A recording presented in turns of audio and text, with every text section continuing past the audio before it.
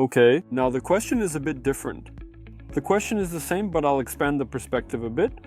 Look, it is generally considered, well, let's put it this way. If we take the richest businesses that make good profits, it's not something new, it's not something unique. If we take, for example, Russia, because I know a bit about the companies there, take Hof, which sells furniture, they haven't done anything new. It's something like IKEA, just in Russia. Or take Tanuki, a chain of sushi restaurants or Japanese cuisine. If we take, for example, Russia, because I know a bit about the companies there, take Hof, which sells furniture, they haven't done anything new. It's something like IKEA, just in Russia, or take Tanuki, a chain of sushi restaurants or Japanese cuisine. So there's really no know-how there at all. At the same time, they earn money there due to the fact that it is a scale, it is a network, and accordingly, a huge amount of money is earned. The question now is, from a market research perspective, those aiming to build a large-scale business enter where capacity allows. This is a long-established business with serious companies, and you step in with competitors, whether in technology or service. You start to attract clients, either from competitors or new ones, if the market permits. Looking at it this way, what is in demand here, specifically in Bulgaria? If you want to enter the yachting sector, in some way you start to grab clients for yourself, who are already going to someone else, or new ones, if the market allows. And now, if we look at it from this angle, what exactly is in demand here, specifically in Bulgaria, if you want to enter the yachting sector? You mentioned some kind of service for maintenance. Are there already companies that are monopolies or something like that? Or are they some small family-run businesses? And if they are small family-run businesses, why can't you create, let's say, if there are 10, an 11th family-run business? The answer to this question is absolutely and completely without a doubt obvious to me.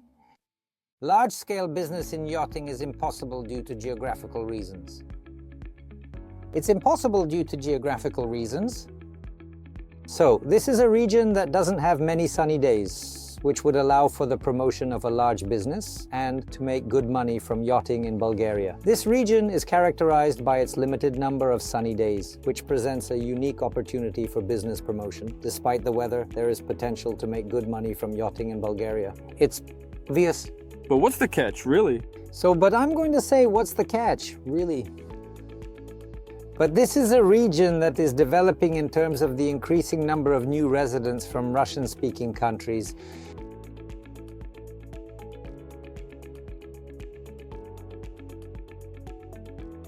And there's a lot of that here right now. And at the same time, these residents from Russian-speaking countries, especially the young ones, are used to things like charter yachting in Montenegro, Turkey, Croatia, everywhere but Bulgaria. So, the first direction I would recommend, which is completely obvious, is to create a charter company in Bulgaria. It will definitely be the first in the market, and it will be the only one, meaning it will be a monopoly because this market doesn't exist here. And this will allow you to stake your claim on this market, and I am absolutely sure that it will continue to develop in the future. I've been doing this for 7 years here, and I see how it's developing and how it's evolving. And even COVID years and even last year's war couldn't stop it. Although there were no flights here, we were only dealing with Russian-speaking tourists.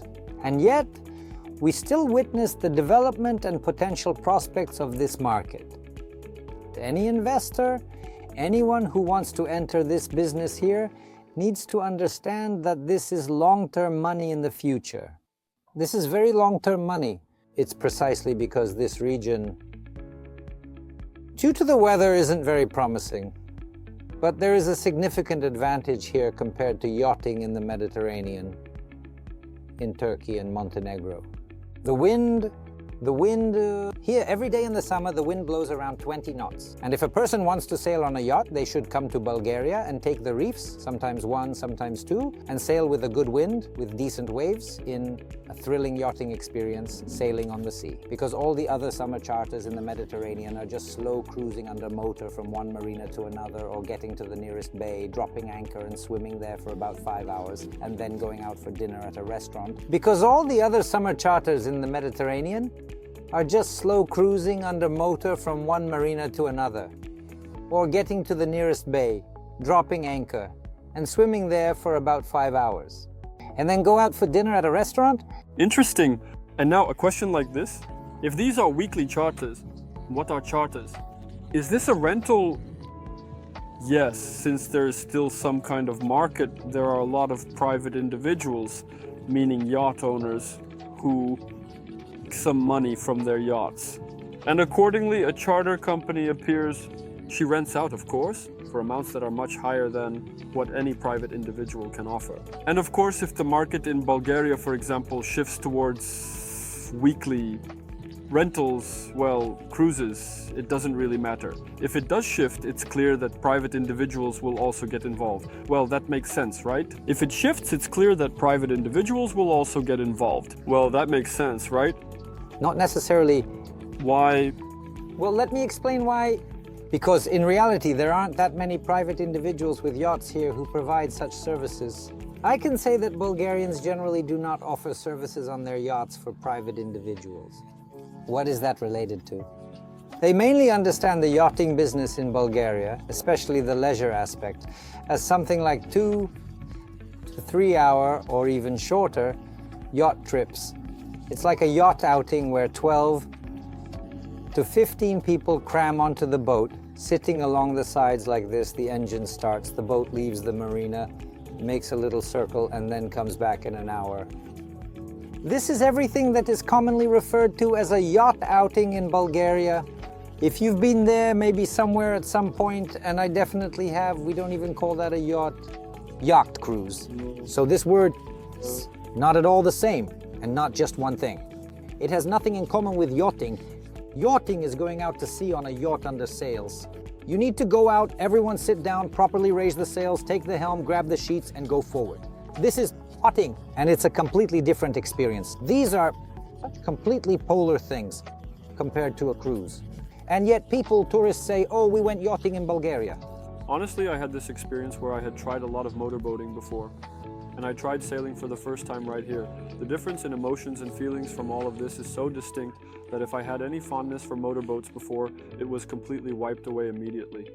And I tried sailing for the first time right here, and the difference is so much.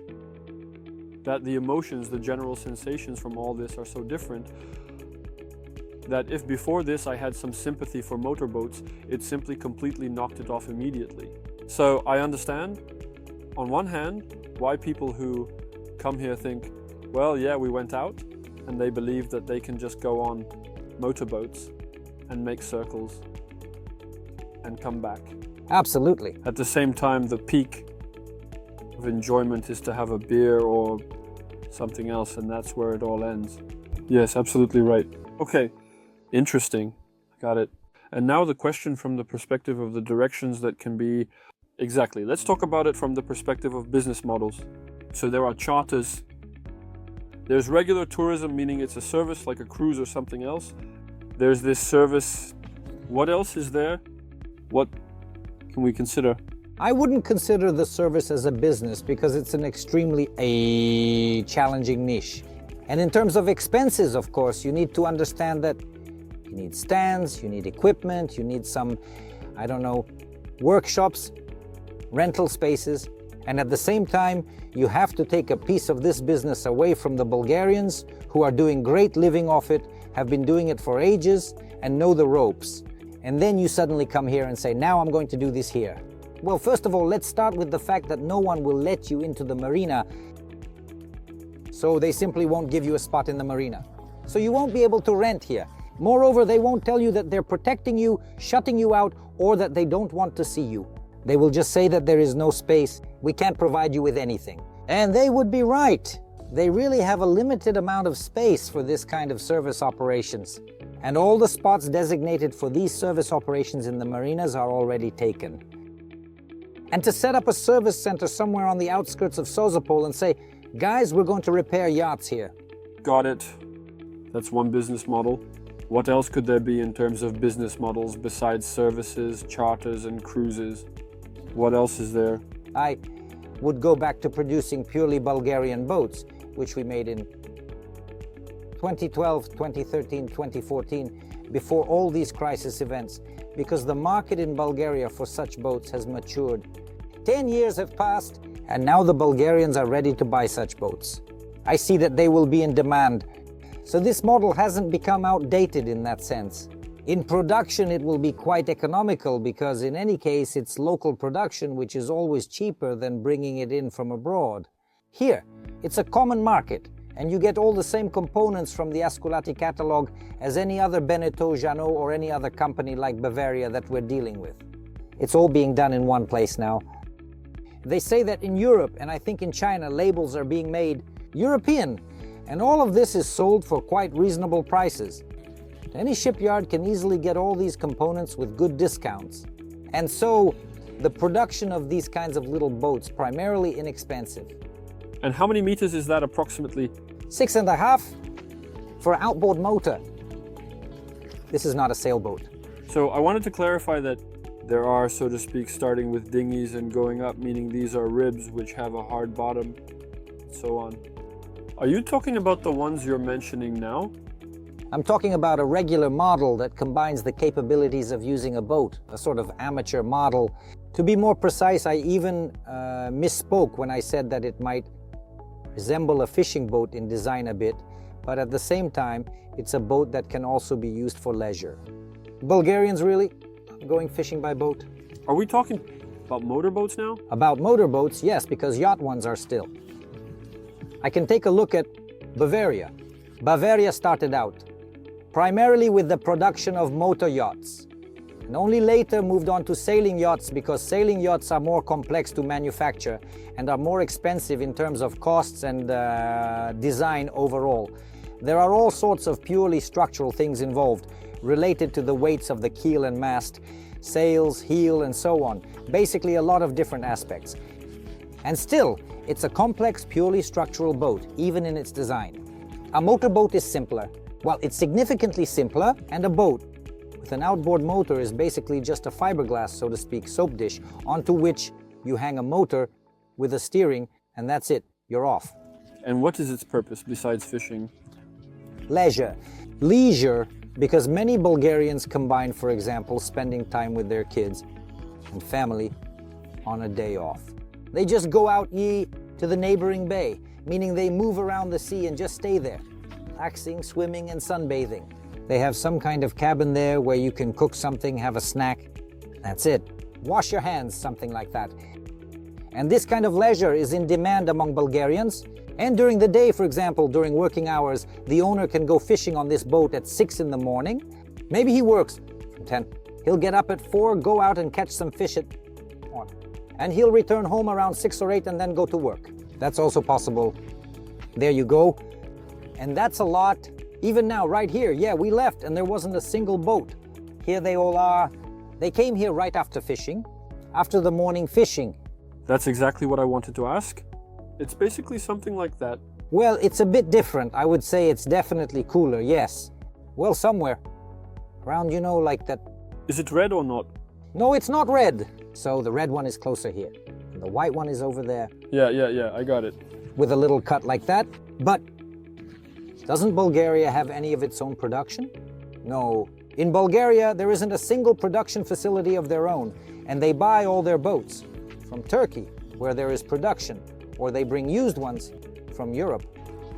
But, you know, the guys are quite patriotic, and if we offered them this production... The production of Bulgarian boats by non-Bulgarian owners.